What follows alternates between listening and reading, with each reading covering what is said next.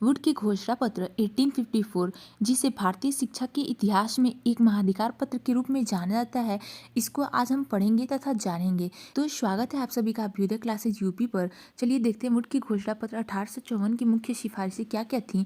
आगे बढ़ने से पहले अगर आप चैनल पर नए हैं और अभी तक चैनल को सब्सक्राइब नहीं किया होगा तो प्लीज़ एक बार से जाकर अभ्युदय क्लासेज यूपी को सब्सक्राइब एंड वीडियो पसंद आएगी तो लाइक एंड शेयर भी अवश्य कर दीजिएगा। चलिए देखते हैं वुड का घोषणा पत्र। वुड डिस्पैच कंपनी शासन ने 20 वर्ष बाद घोषणा करने की नीति बनाई थी। सन 1813 के बाद सन 1833 में कंपनी ने शिक्षा संबंधी घोषणा की आवश्यकता अनुभव की। विलियम बेंटिक ने सन 1835 की विज्ञप्ति में अंग्रेजी भाषा के प्रसार करने की घोषणा की थी। इस उद्देश्य को पूरा करने के लिए अंग्रेज मिशनरियों द्वारा भारत में अनेक नई संस्थाएं खोली गईं। ब्रिटिश संसद को यह अनुभूति हो चुकी थी कि भारतीय शिक्षा नीति में कुछ परिवर्तन किया जाना चाहिए एवं एक अस्थायी नीति का निर्माण किया जाना चाहिए। इसलिए ब्रिटिश संसद ने एक संसदीय समिति नियुक्त की तथा इस समिति द्वारा प्रस्तुत कुछ आधारभूत सिद्धांतों के आधार पर सन 1854 में शिक्षा संबंधी एक घोषणा पत्र प्रस्तुत किया गया, जिसे संचालन समिति के अध्यक्ष सर चार्ल्स वुड के नाम पर वुड का घोषणा पत्र यानी कि वुड डिस्पैच कहा जाता है। ओके, इतना क्लियर हुआ। आगे देखते हैं। इस घोषणा पत्र में तत्कालीन शिक्षा व्यवस्था के पुनरीक्षण तथा भविष्य में शैक्षिक पुनर्निर्माण हेतु सुनिश्चित तथा बहुआयामी नीति को सूचीबद्ध करने का प्रयास किया गया था। घोषणा पत्र द्वारा भारत की भावी शिक्षा हेतु योजना में अखिल भारतीय आधार पर शिक्षा की नियामक पद्धति का गठन किया गया। इसे प्रायः भारतीय शिक्षा का मैग्ना कार्टा भी कहा जाता है। अक्सर ऑब्जेक्टिव टाइप क्वेश्चन में ये बन जाता है क्वेश्चन कि भारतीय शिक्षा का मैग्ना कार्टा किसे कहते हैं। तो वुड डिस्पैच को भारतीय शिक्षा का मैग्ना कार्टा कहा जाता है। इसे महाधिकार पत्र माना गया है, उसके नाम से जाना जाता है। वुड घोषणा पत्र की सिफारिशें। इस घोषणा पत्र की कुछ महत्वपूर्ण सिफारिशें निम्नलिखित थीं। देखते हैं कौन सी सिफारिशें थी। सबसे पहला जो था शिक्षा का उद्देश्य, उसको देखते हैं। शिक्षा के उद्देश्य को भारतवासियों तथा अंग्रेज राज्य के हितों को ध्यान में रखकर निर्धारित किया गया। घोषणा पत्र में यह बात स्पष्ट कर दी गई कि शिक्षा द्वारा भारतीयों की बौद्धिक एवं चारित्रिक उन्नति करने के साथ ही ऐसे व्यक्तियों को उत्पन्न करना था जो राज्य को सुदृढ़ बना सकें और विश्वास के साथ राजपदों पर नियुक्त किए जा सकें। ठीक है, शिक्षा का उद्देश्य कुछ इस प्रकार था। अब देखते हैं शिक्षाक्रम या पाठ्यक्रम। दूसरा पॉइंट हमारा है पाठ्यक्रम। इसमें देखते हैं शिक्षा क्रम या पाठ्यक्रम के लिए भारतीय भाषाओं के साहित्य को ऐतिहासिक दृष्टि से महत्वपूर्ण बताया गया। कानून की दृष्टि से भी इस साहित्य का महत्व स्वीकार किया गया। इस प्रकार संस्कृत, अरबी एवं फारसी की उपयोगिता स्वीकार करके उन्हें शिक्षा क्रम यानी कि पाठ्यक्रम में स्थान दिया गया। परंतु पाश्चात्य साहित्य एवं विज्ञानों का अध्ययन ही भारतीयों के लिए उपयुक्त समझा गया। यानी कि इन सब के बावजूद भी क्या हुआ, पाश्चात्य साहित्य और उसके विज्ञान का अध्ययन भारतीयों के लिए उपयुक्त समझा गया था।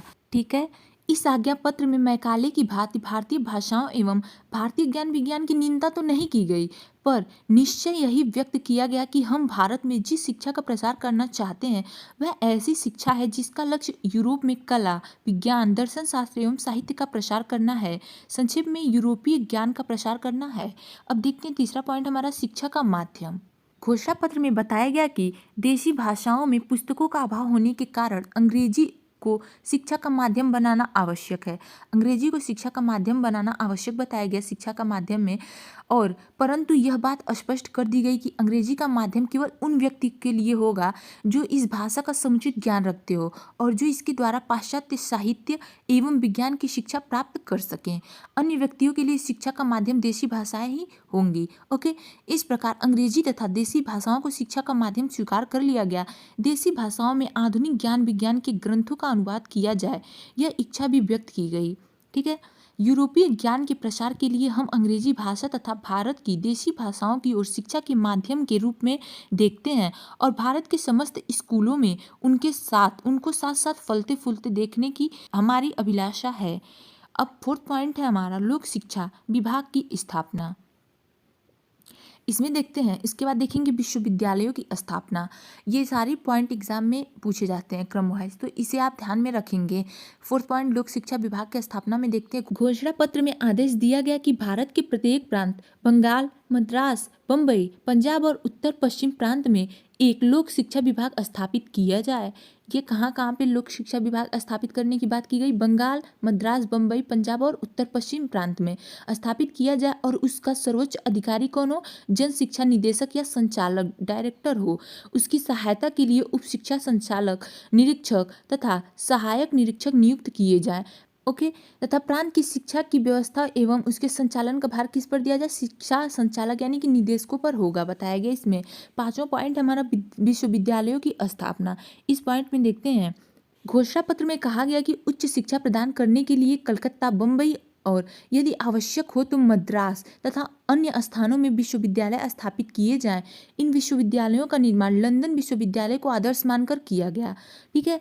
प्रत्येक विश्वविद्यालय के लिए कुलपति, उपकुलपति तथा अभिसदस्य होंगे जो सरकार के द्वारा मनोनीत किए जाएंगे। ये सरकार के द्वारा ये उपकुलपति, कुलपति और चांसलर जो थे और फेलोज, ये कहाँ से होंगे? सरकार द्वारा मनोनीत किए जाएंगे।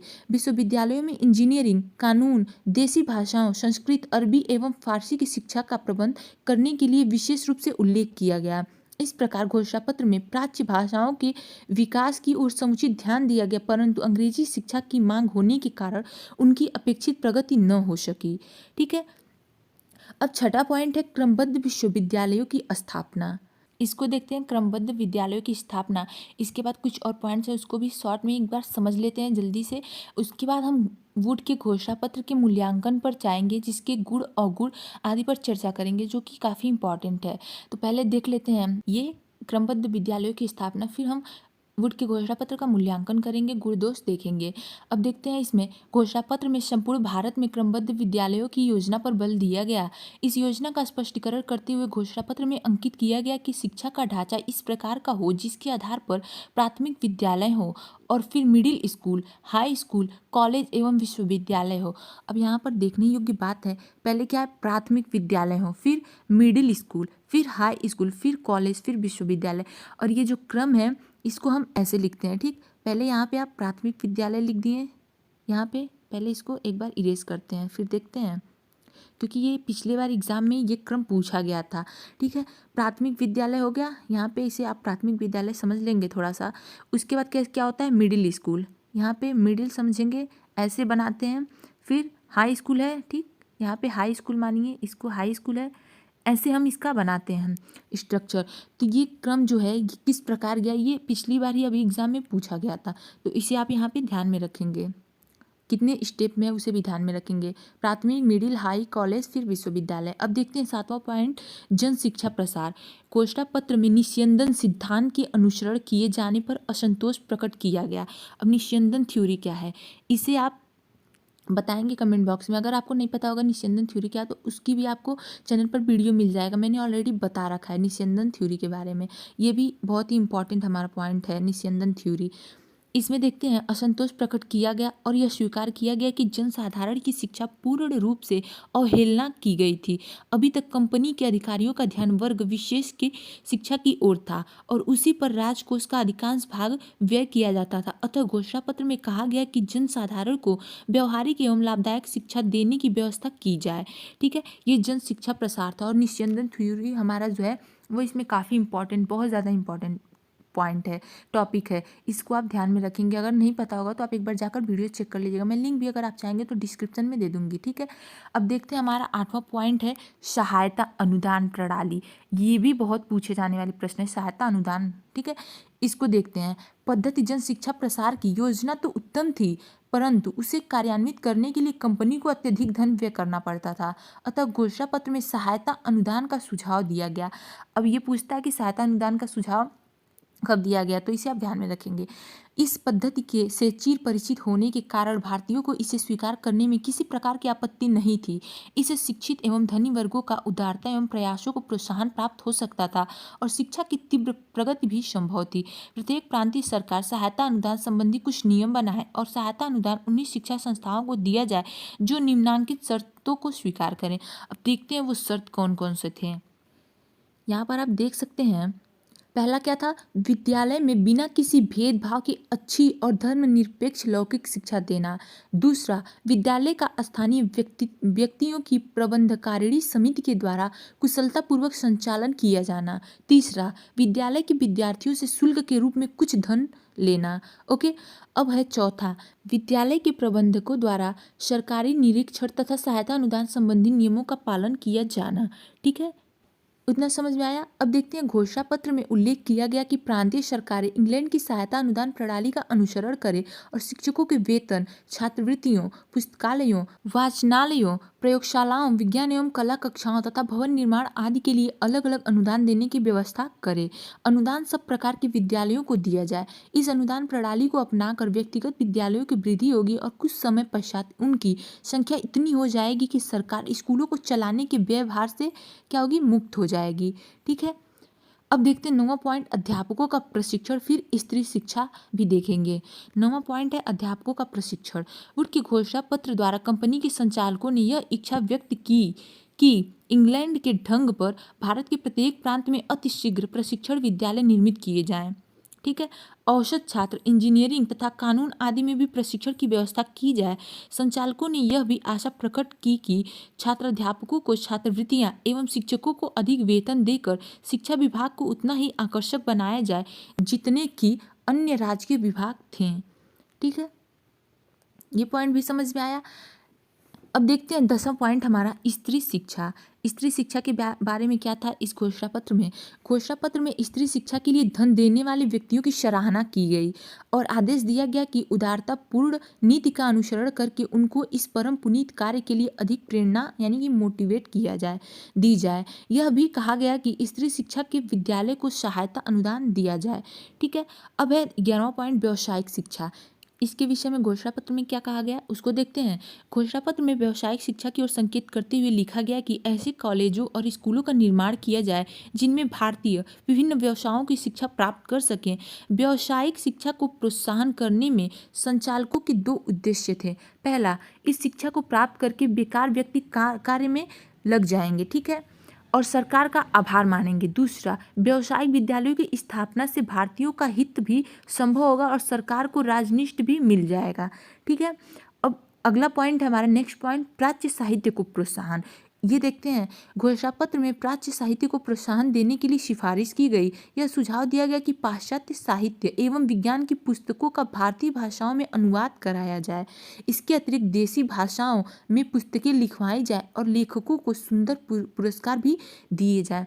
तो इस प्रकार प्राच्य साहित्य को प्रोत्साहित करने के लिए घोषणा पत्र में कहा गया। ठीक है, अब अगला है हमारा शिक्षा और रोजगार। इसमें देखते हैं, ये आखिरी पॉइंट हमारा इसमें। इसके बाद हम वुड के घोषणा पत्र का मूल्यांकन करेंगे, उसके गुण और दोषों के बारे में भी चर्चा करेंगे, जानेंगे। देखते हैं शिक्षा और रोजगार के पॉइंट में, घोषणा पत्र में शिक्षित व्यक्तियों को सरकारी नौकरियां देने का आदेश दिया गया। यह बात स्पष्ट कर दी गई कि नियुक्तियां करते समय व्यक्तियों की शिक्षा पर विशेष रूप से ध्यान दिया जाए और उन व्यक्तियों को प्राथमिकता दी जाए जिनकी शिक्षा योग्यता अन्य व्यक्तियों से अधिक है। इस नीति को अपनाने से न केवल शिक्षा का प्रसार होगा अपितु शिक्षा प्राप्त करके जनता में मानवीय गुणों का भी क्या होगा, विकास होगा, जिसके फलस्वरूप उनका जीवन अधिक सफल होगा। इस प्रकार वुड के घोषणा पत्र में यूरोपीय ज्ञान के प्रसार, अंग्रेजी एवं देशी भाषाओं को शिक्षा का माध्यम, लोक शिक्षा विभाग, विश्वविद्यालयों और क्रमबद्ध विद्यालयों की स्थापना, जन शिक्षा प्रसार, सहायता अनुदान प्रणाली, अध्यापकों के प्रशिक्षण, स्त्री एवं व्यावसायिक शिक्षा, प्राच्य साहित्य के प्रोत्साहन तथा शिक्षित व्यक्तियों को सरकारी नौकरियां देने की सिफारिश की गई। जो हमने अभी तक सारे पॉइंट समझे, उन सभी का सार यही है कि इसमें क्या क्या बताया गया, क्या क्या इस घोषणा पत्र में किसके किसके बारे में अधिक चर्चा की गई और प्रकाश डाला गया। ठीक है, अब हम आगे देखते हैं। उपर्युक्त सिफारिशों से स्पष्ट है कि वुड के घोषणा पत्र का भारतीय शिक्षा में एक महत्वपूर्ण स्थान है। यह पहला घोषणा पत्र था जिसने ब्रिटिश कालीन शिक्षा को प्रारंभिक ढांचा क्या किया, प्रदान किया। वुड के घोषणा पत्र के संबंध में A.N. बसु ने लिखा है कि वुड का घोषणा पत्र भारतीय शिक्षा का क्या था, शिलाधार था। ये किसने कहा है, ये A.N. बसु ने कहा कि वुड का जो घोषणा पत्र था वो भारतीय शिक्षा का शिलाधार था। ठीक है, अब देखेंगे वुड के घोषणा पत्र 1854 का मूल्यांकन करेंगे, इसके गुण और दोषों पर चर्चा करेंगे। देखते हैं वुड का घोषणा पत्र का मूल्यांकन। घोषणा पत्र यद्यपि उच्च कोटि के विद्वानों के गहन अध्ययन और परिश्रम का फल था, पर वह न तो गुणों का कोष था और न अवगुणों का खान था। वह सर्वगुण संपन्न और दोष रहित न था, और यह आशा भी उन विद्वानों से करना उचित न थी, क्योंकि उनके संस्कार भारतीय न थे। फिर भी इन विद्वानों ने घोषणा पत्र के रूप में एक महत्वपूर्ण उपहार भारतीय शिक्षा जगत को दिया। अर्थात कि हम यह पूर्णतः नहीं कह सकते कि वह जो घोषणा पत्र था वह षड्गुण संपन्न था, बिल्कुल नहीं कह सकते कि वो दोष रहित था। कुछ न अगर कोई भी चीज़ आती है, कोई भी चीज़, कोई भी घोषणा पत्र या किसी भी चीज़ में कुछ गुण होते हैं तो कुछ दोष अवश्य होते हैं, कुछ दोष होते हैं, तो जरूरी नहीं कि बस दोष ही हो, उसमें कुछ गुण होते हैं। तो इसमें भी क्या था, कुछ गुण और कुछ दोष भी थे। न ये गुणों का कोष था और न ही अगुणों की खान। ठीक है, अतः इसकी गुण दोषों का सूक्ष्म विवेचन आवश्यक हो जाता है। तो देखते हैं, सबसे पहले गुण पर चर्चा करेंगे, फिर क्या करेंगे, दोषों पर चर्चा करेंगे। सबसे पहला जो इसमें पॉइंट था, घोषणा पत्र ने भारतीय शिक्षा के इतिहास में एक नवीन युग का प्रारंभ किया। पहला पॉइंट था। दूसरा, घोषणा पत्र ने भारतीय शिक्षा की नीति का निर्धारण कर उसे वैधानिक स्वरूप प्रदान किया, अर्थात शिक्षा का उद्देश्य का स्पष्टीकरण किया गया। तीसरा, इसके द्वारा शिक्षा का संपूर्ण उत्तरदायित्व तो सरकार पर रखा गया। चौथा, इसमें संपूर्ण भारतीय शिक्षा व्यवस्था प्राथमिक से लेकर विश्वविद्यालय स्तर तक का अध्ययन और समीक्षा की गई और सभी समस्याओं पर ध्यान दिया गया। पांचवा पॉइंट है, शिक्षा में क्रमबद्धता लाई गई, अर्थात क्रमबद्ध विद्यालयों की स्थापना द्वारा शिक्षा प्रसार कार्य को संपन्न बनाया गया। तथा छठा पॉइंट है, भारतीय साहित्य, संस्कृति और ज्ञान को उपयोगी मानकर उन्हें मान्यता दी गई तथा प्राच्य साहित्य को क्या किया गया, प्रोत्साहन दिया गया।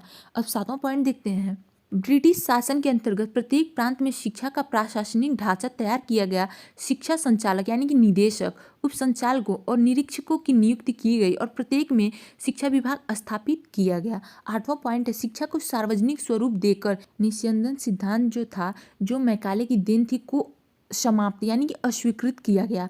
शिक्षा केवल उच्च वर्गों तक ही सीमित नहीं रही अब, वरन सर्वसाधारण या सभी जन के लिए, जनता के लिए शिक्षा के द्वार क्या हो गए, खुल गए हैं। नौवां पॉइंट, शोचनीय दशा में पड़ी हुई प्राचीन शिक्षा संस्थाओं का पुनरुत्थान किया गया और उन्हें मजबूत आधार पर खड़ा करने का भी प्रयास किया गया। अगला, इस घोषणा पत्र के आधार पर विश्वविद्यालयों की स्थापना कलकत्ता, बम्बई और मद्रास में की गई, जैसा कि अभी मैंने आगे समझा था, तथा उच्च और माध्यमिक शिक्षा के अधिक स्कूल खोलकर इस कोटि की शिक्षा का प्रसार भी किया गया। अगला पॉइंट है, भारतीय क्षेत्रीय भाषाओं तथा संस्कृत, अरबी और फारसी को उचित सम्मान और मान्यता मिली। इन भाषाओं के प्रति जो अब तक उपेक्षित थी, उपेक्षा किया जाता था, उसको क्या हुआ, उदारता की नीति उसके प्रति अपनाई गई। 12वां पॉइंट, मेधावी और योग्य गरीब छात्रों को क्या की गई, स्कॉलरशिप यानी कि छात्रवृत्तियां दी गई, ताकि वे शिक्षा प्राप्त कर अपना भविष्य बनाएं। 13वां पॉइंट है हमारा, अध्यापकों की आर्थिक दशा को सुधारने के लिए उनका वेतन भी बढ़ाया गया। इससे अधिक योग्य व्यक्तियों को शिक्षा के क्षेत्र में आने का अवसर और प्रोत्साहन भी मिला। अगला पॉइंट है हमारा 14वां पॉइंट है, शिक्षा के क्षेत्र में अनुदान की व्यवस्था हुई और अधिक संख्या में स्कूलों को क्या हुआ, लाभ हुआ। इस व्यवस्था से शिक्षा के क्षेत्र में वैयक्तिक प्रयासों को भी प्रोत्साहन मिला और शिक्षा की द्रुत गति से प्रसार हुआ, यानी कि शीघ्र गति से प्रसार हुआ। 15वां पॉइंट है, शिक्षित व्यक्तियों को अधिक वेतन पर राज्य की नौकरियों में भी क्या मिली, वरीयता देने के कारण लोगों की रुचि शिक्षा की ओर बढ़ी। 16वां पॉइंट है, शिक्षकों के प्रशिक्षण की व्यवस्था की गई और प्रत्येक प्रांत में प्रशिक्षण विद्यालय खोले गए। नेक्स्ट पॉइंट, घोषणा पत्र में स्त्री शिक्षा जो अभी तक उपेक्षित थी, पुनर्जीवित हुई। स्त्री शिक्षा पर भी चर्चा इसमें की गई, व्यावसायिक शिक्षा पर भी चर्चा की गई, अर्थात स्त्री शिक्षा को प्रोत्साहित करने का निश्चय किया गया। ये अर्थात है, यहाँ पे स्त्री शिक्षा कर लीजिएगा, स्त्री शिक्षा। ठीक है, नेक्स्ट पॉइंट है, व्यावसायिक शिक्षा की व्यवस्था हुई, जिसके फलस्वरूप बेकारी की समस्या को दूर करने का प्रयास किया गया और भारतीय जनता को स्वावलंबी बनाने का भी अवसर प्राप्त हुआ।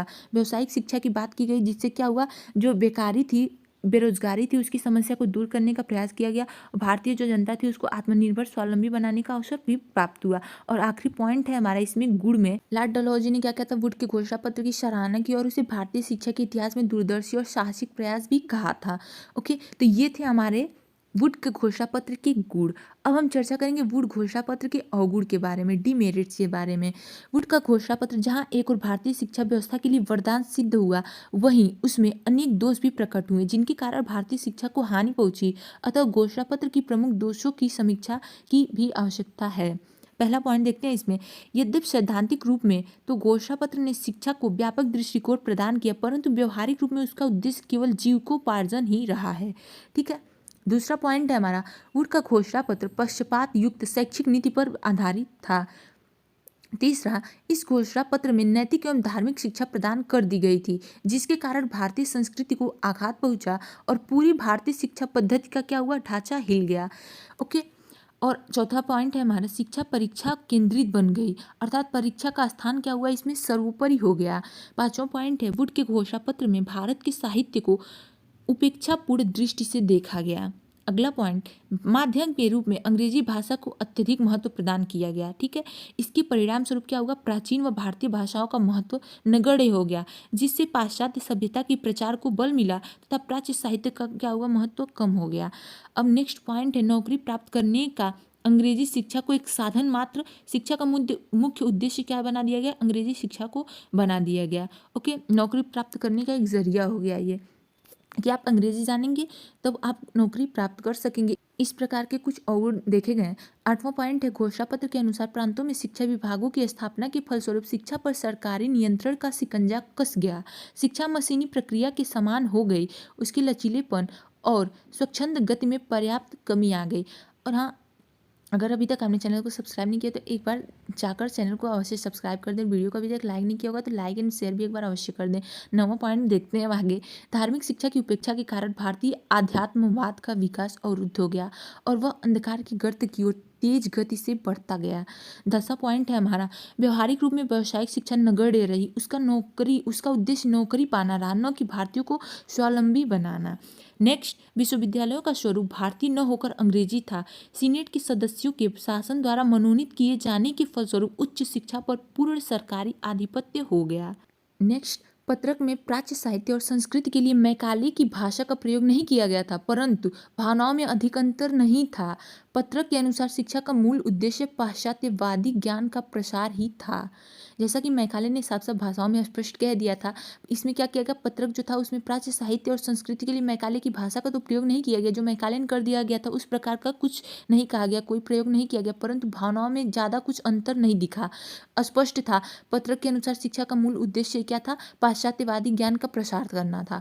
13वां पॉइंट है, घोषणा पत्र ने शिक्षा को सांप्रदायिक भावनाओं से ऊपर रखने की यद्यपि संतुष्टि की थी, परंतु ईसाई धर्म की शिक्षा के प्रति समिति ने कोमल भावनाओं का प्रदर्शन किया, अर्थात इस शिक्षा के प्रति निष्पक्ष न रहना। नेक्स्ट, इस घोषणा पत्र के अनुसार शिक्षा का बजट अंग्रेजी शिक्षा पर व्यय किया जाता था, जिसके कारण अंग्रेजी शिक्षा का अधिक प्रसार होता था और अंग्रेजी स्कूलों की मांग में दिन प्रतिदिन क्या हुई, वृद्धि होती थी।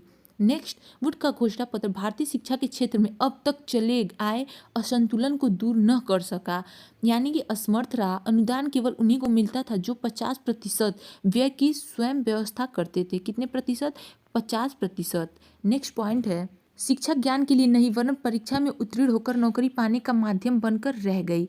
नेक्स्ट, शिक्षा का ढांचा पूर्णतः विदेशी ही रहा। और आखिरी पॉइंट है हमारा, लास्ट पॉइंट, अंग्रेजी माध्यम होने से विद्यार्थियों का बिना समझे विषय वस्तु को रटने पर बल दिया गया। ठीक है। तो आज की वीडियो में हमने क्या समझा, वुड का घोषणा पत्र, वुड डिस्पैच, इसका मूल्यांकन किया हमने, इसके गुण दोषों के बारे में जाना। सो गाइस, आज की वीडियो में बस इतना ही। अगर आप चैनल पर नए हैं और अभी तक चैनल को सब्सक्राइब नहीं किया तो प्लीज़ एक बार से जाते वक्त अभ्युदय क्लासेज यूपी को सब्सक्राइब एंड वीडियो को लाइक एंड शेयर अवश्य कर देंगे। Okay, thank you.